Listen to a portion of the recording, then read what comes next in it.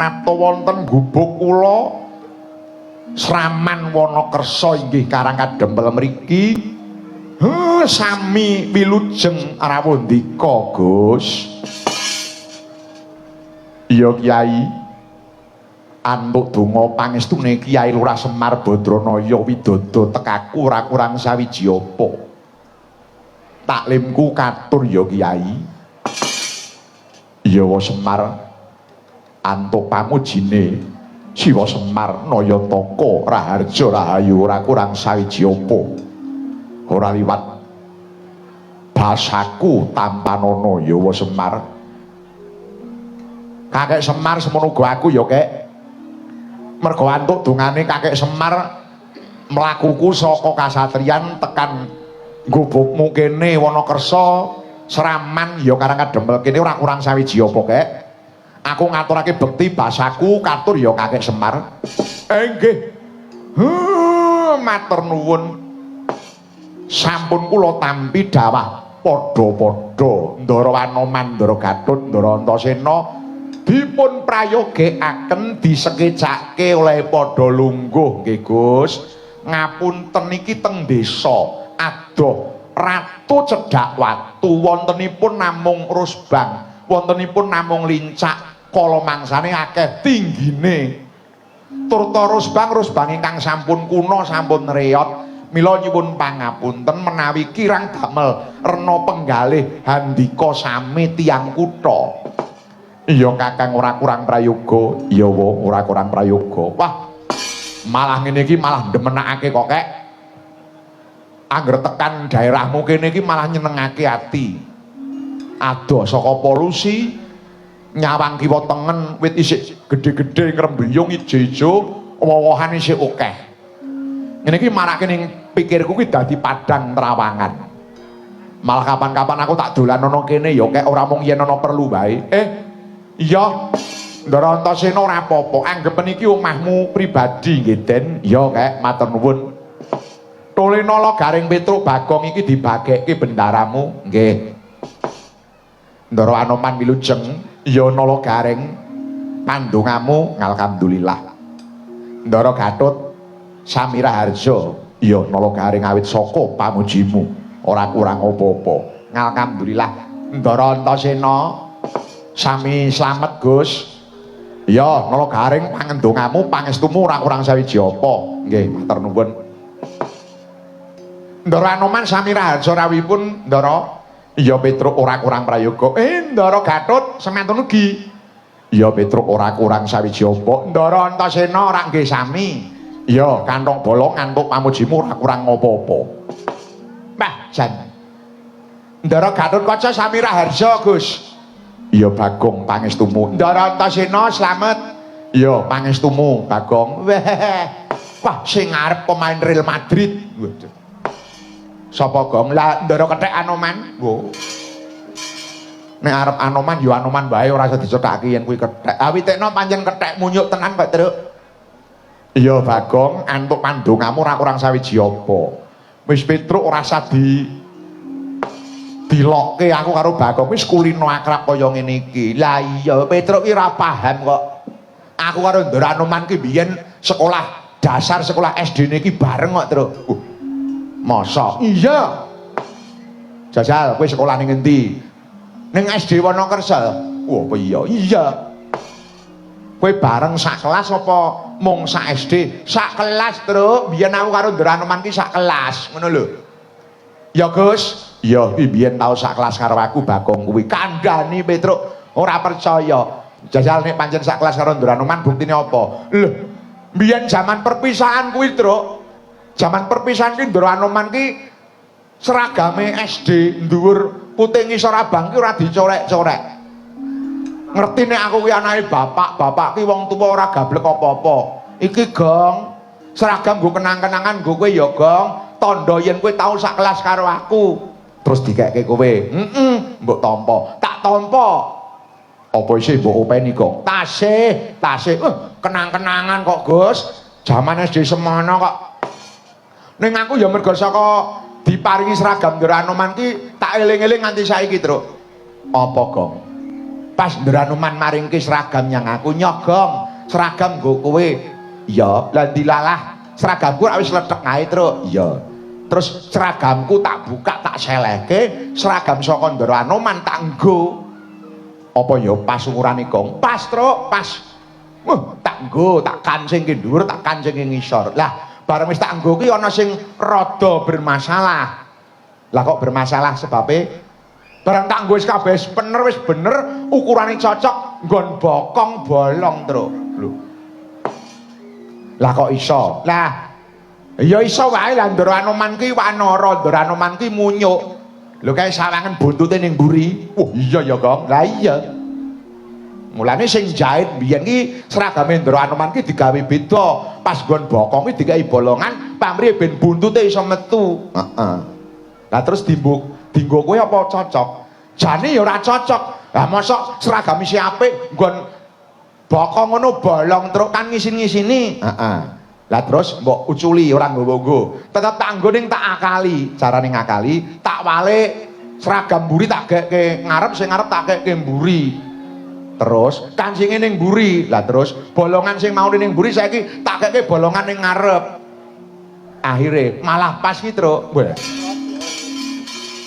wah iya ya Kong mergo buntute Anoman ning mburi buntutku ning ngarep ning kono rak dawa kowe rak cendak kuwi udu buntut Kong lah apa usus buntu aja ditokke udu bagianmu iya nggih aku seneng kok mateni kanca iki seneng men mikir asem keparat ya Truk aku terus ora iso ndagel kok Truk wis to rasa ditokke nggon kuwi usus buntuku biasanya terus der ngono iya matur nuwun nggih Den ya Bagong tiba padha-padha terus kuwi nggon sing bolong sing mau ning nggon buntut iki wis mbok jahit apa durung mboten ora tak jahit tak biarkan kok lah apa penak mana semriwing anger pengin pipis ora san dadak cucul-cucul kali ya wis ya semangga kersa maton kowe kepenak nggonmu nglakoni nggih Den sugeng pinara ya ora kurang prayoga sakwise padha bagi binage nuwun sewu Ndara Kanoman Ndara Gathut Ndara Antasena niki kok njanur gunung tegesipun kok dengaren temen sampeyan padha rawuh wonten gubuk kula Wonokersa Sraman mriki enten napa Raden Gathut kados pundi Wanoman Raden Antasena piye Pakde iki sing arep matur sapa wis kono sampeyan wae Pakde Anoman sing matur ana ngarepe Simbah Semar wis aku sing nom-noman tak ngombyongi saka mburi wae ya to Kang iya Yayi oh ya wis nuwun sewu Kyai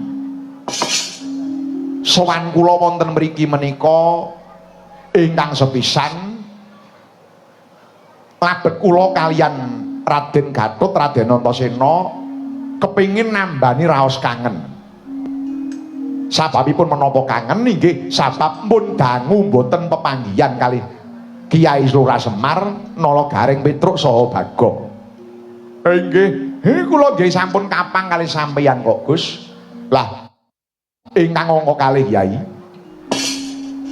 sowan kula wonten mriki menika namung badhe nanjihaken kabar monggo pawarta menika sampun warata kabar ugi sampun sumebar mbok bakul sinambewara ingkang nilakaken menawi dinten menika masyarakat Sraman utawi Wonokersa inggih pun karang kadempel menika kok kacariyos nembe badhe ngawontenaken bangun kahyangan nuwun sewu Kyai kabar sing kula tampi menika kabar kasunyatan menapa namung dawah dados kabar kabur Kyai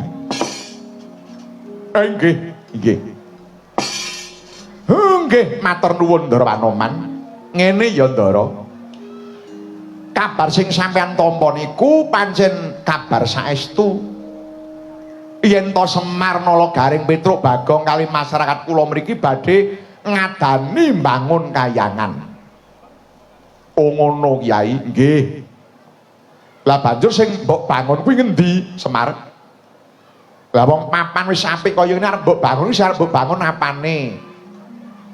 Mesine wong bangun kuwi rak ya mesti mbutuhake probaya to Semar.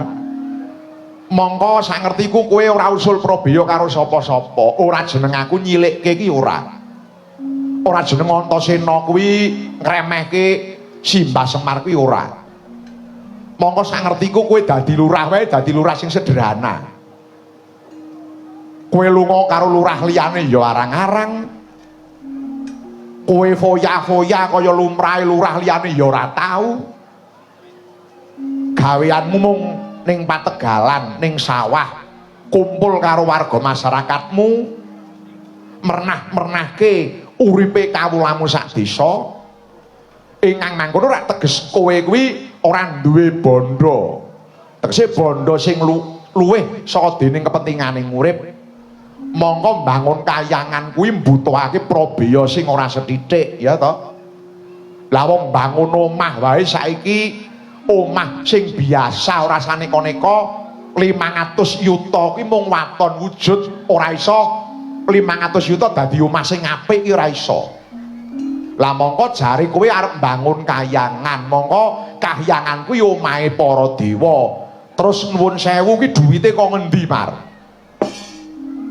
Oi Pak, diwangsuli Pak. Iya, tak wangsulane ya Bagong. Heeh. Ngene nganti ora mbok wangsuli engko dianggep kowe arep bangun kayangan kuwi nganggo dana desa. Ya. Ya, Tru? Heeh. Monggo dana desa saiki iki ora 1 miliar. Lah pira? 350 punjul sithik. Oh iya. Lah iya, monggo Pak dijelaske Pak iki ben aja klerak-kleru Pak iki malah sudon iki mengko. Nggih, Ndara Anoman, matur nuwun. Ndara Antasena semanten ugi.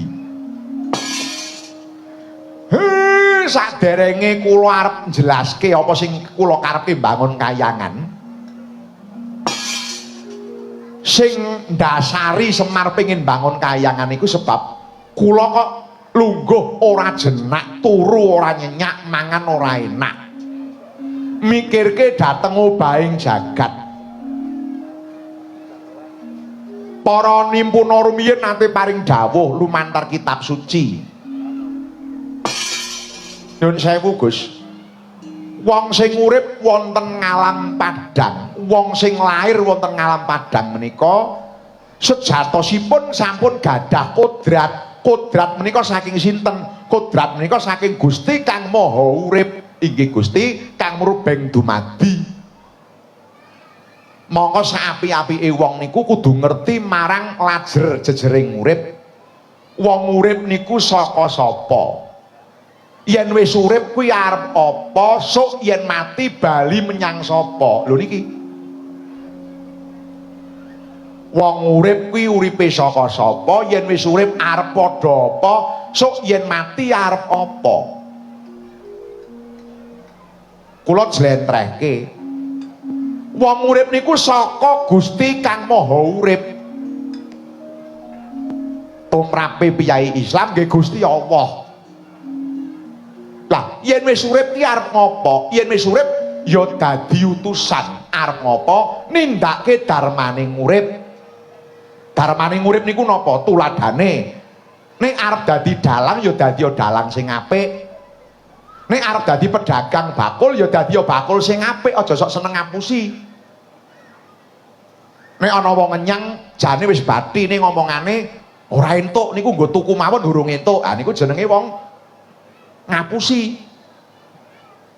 Nek arep dadi lurah ya dadi lurah sing bener. Dadi pejabat nggih dadi pejabat sing sak mestine. Dadi ulama ya dadi ulama sing bisa gula wentah kalih santri-santrinipun. Niku mekaten Kyai nggih. Lah yen wis mati arep menyang endi? Yen wis mati bali kalih sing kagungan urip ya kuwi Gusti Kang Maha Urip. Nek cara tiyang agama muslim innalillahi wa inna ilaihi rajiun. Niku landesaning urip niku telung perkara niku kedah dipun gondeli. Lah sasampunipun ngerti landasan telung perkara niki wau, urip saka sapa? Yen wis urip arep ngopo? Sok yen mati bali menyang sapa? lajeng menungso kedah nindakaken darmaning urip. Wong urip lahir bayi sengar niku mun diparingi dharma kalian sing gawe urip. Menungso niku apa wae profesine, mbuh kuwi pejabat, mbuh kuwi rakyat, kudu bisa ya kuwi memayu hayuning jagat, memayu hayuning bawana. Wong sing urip wonten alam donya niku kudu duwe udu panemu supaya donya kuwi dadi tentrem anane kowe karo aku iki lahir. Nggih. Ya Kyai, terus piye Kyai? Lah mongko wong lahir niku ora bisa ujug-ujug nentremke donya niku ora iso. Lah wong sak Semar kok arep nentremke jagat, sepira ta derajate Semar? Wong Anoman kok arep nentremke jagat, lah derajate Anoman niku sapa? Gareng nggih ngaten niku Petruk semantun ugi apa maneh Bagong. Mila kabeh niku nganggo trap-trapan, nggih. Cara wong sekolah niku kudu nganggo undha usuk kelas 1 riyin nembe munggah kelas kalih 3 sekawan gangsal 6 sak piturutipun SD, SMP, SMA teko kuliah. Yen mun kuliah nggih D3, sarjana strata 1, strata kalih ngantos S3. Kabeh niku wonten trap-trapane. Monggo sakurunge memayu hayuning jagat, wong niku kudu bisa memayu hayuning priyangga. Angka kalih memayu hayuning keluarga. Angka 3 memayu hayuning sesama. Angka sekawan memayu hayuning negara. Angka gangsal nembe memayu hayuning bawana utawi jagat. Tegese kepiye Kyai? Sing sepisan memayu hayuning priyangga. Memayu niku tegese nata. Nata. Priyangga niku awak. Dadi saurunge kowe ngandani wong liya, kowe kudu bisa nata awakmu dhisik. Aku ki wis bener apa durung to? Cara wong mlaku kuwi aku wis bener apa durung iki arahe. Yen kira-kira awake wis ditata wis bener, nembe kena ngandani wong liya. Lah nek ngandani wong liya mangsa diguguwa. Lah wong uripe dhewe morak-marik kok ngandani wong liya. Kok digeguyu sampeyan. Nggih. Terus sing angka loro apa, Pak? Sing angka loro memayu hayuning keluarga. Saapi-apike wong niku siji kudu bisa nata awake dhewe, angka loro kudu bisa nata keluarga sing wis duwe keluarga, nggih. Embane wong lanang wis duwe bojo, wis duwe anak. Upamane wong wadon sing wis diwengku dening kakung wis duwe anak. Niku kudu bisa nata keluargane. Titikane wong lanang sing berhasil niku dititeni bojone kepriye, anake kaya apa. Ngaku aku wong suci, ngaku aku wong bener, nek bojone ora iso diatur, anake nakal kabeh, senengane gelut, senengane uraan, niku mesti ora berhasil oleh dadi keluarga.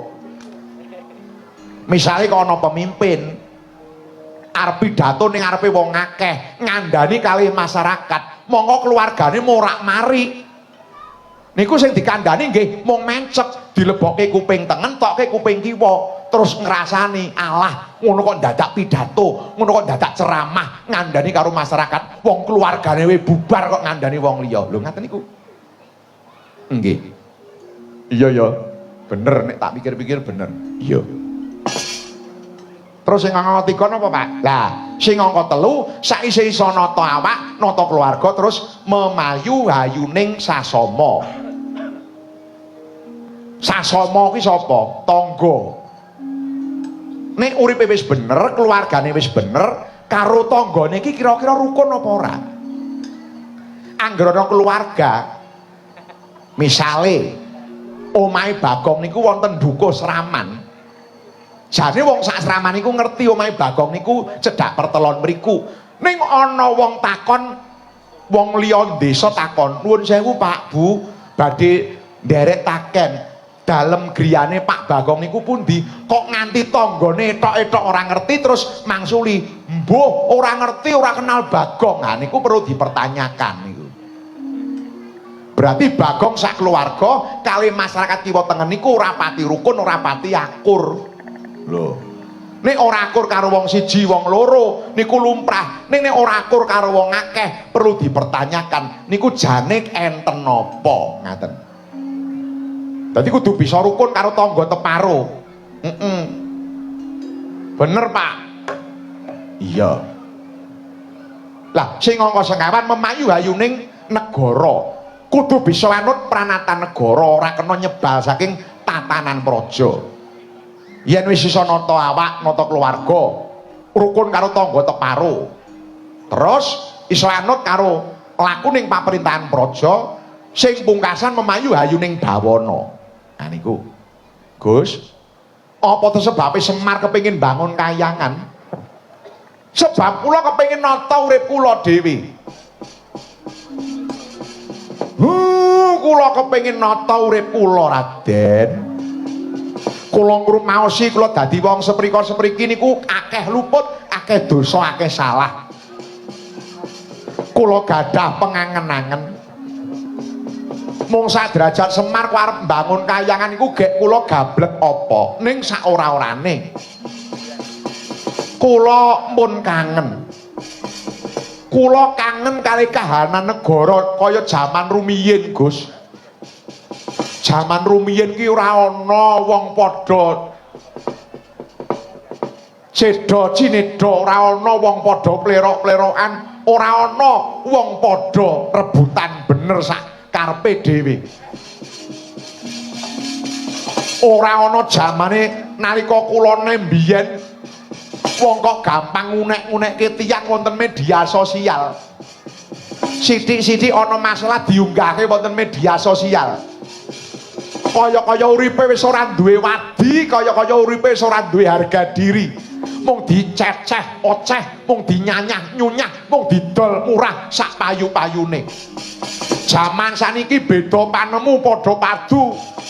Beda agama padha jegal-jegalan. Negara Ngamarta Ndarawati Mandura sing biyen tentrem saiki dadi tintrim. Kula pengen negara kula ayem kaya jaman biyen meneh, aja geger kaya ngene. Nek geger saben dina padha desa ora rukun, padha dukuh, kepengin menang-menangan dhewe, padha pamer-pamere dhewe, aku sing apik, aku sing hebat. Terus kapan merdikane negara niki, Gus? Oh, Kakang Semar.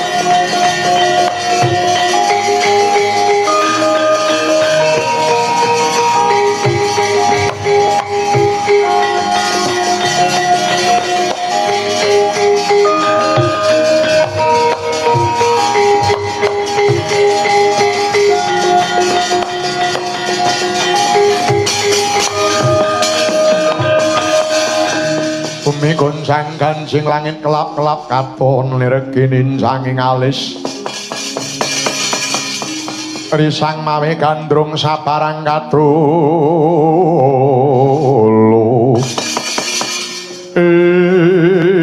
aduh yai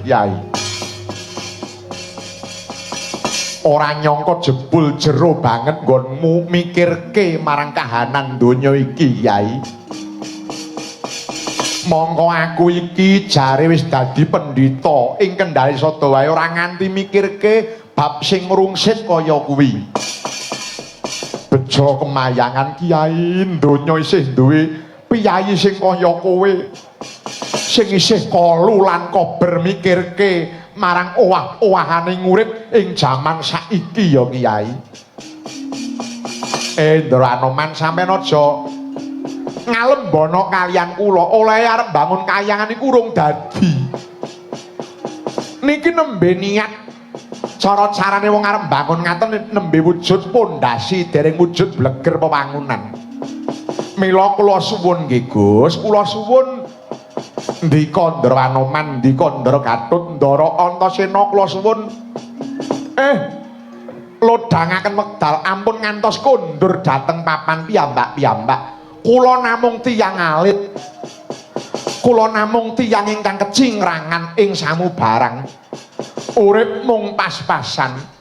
Tangih lamun saged kasembatan pengangkah kula bangun kahyangan menawi boten dipun sengkuyung piyayi luhur kados ndika-ndika niku Ndara.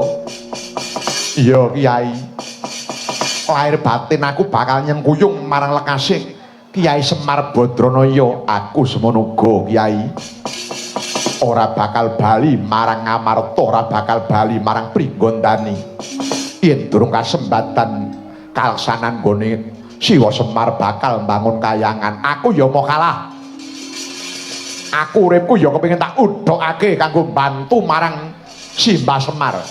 Aku ngrumangsani Kang, aku karo kowe iki awit cilik sing ngomong ora ana liya kejaba Simbah Semar. Ayo Kang, upama mbayar ngono kuwi bondo donyaku bondo donyamu diklumpukke kanggo males budine Simbah Semar ora bakal cukup. Ya Yayi, mula aku go prasetya janji nunggal sedya ora bakal bali ana omahku sadurunge kasembatan Simbah Semar bangun kayangan. Inggih, matur nuwune Tole Garing Petruk Bagong. Apa mau? Kula Pak, apa Pak? Wis nyicil ayem iki bendaramu wis padha arep nyengkuyung. Hanane masyarakat kene arep bangun kayangan. Waduh, Gong. Alhamdulillah ya Gong iki arep ana bantuan. Wah, wis beres pokoke. Wis ndang digawe proposale, Truk. Mengko aku sing tak ngubengi tanda tangan, siap. Iki ngorekening bantuan atas nama sapa? Atas nama aku no. Oh iya. Ora aku wae. Aja kowe nggo bojo kowe malah. Atas nama aku wae, bantuan Kondoro Gatut, Kondoro Anoman, Ndoro Antasena masuk rekening saudara Bagong. Mengko nek duwite wis padha nglumpuk atusan yuta, bapak bangun kayangan urung dadi, omahku kae tak dadekke sik pawon mburi kae. Oh.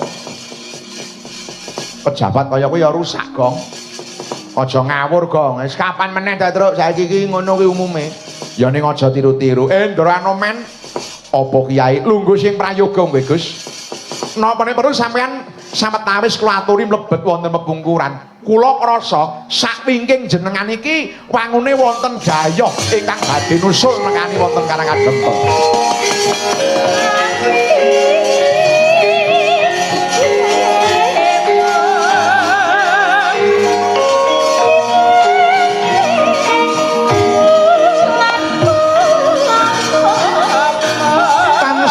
Pamoring sukma sinup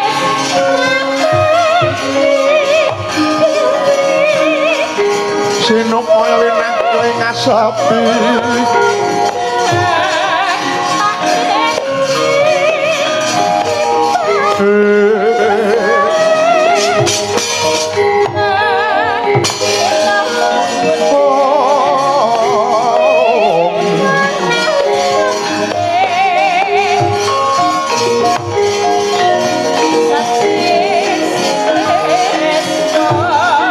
Mm.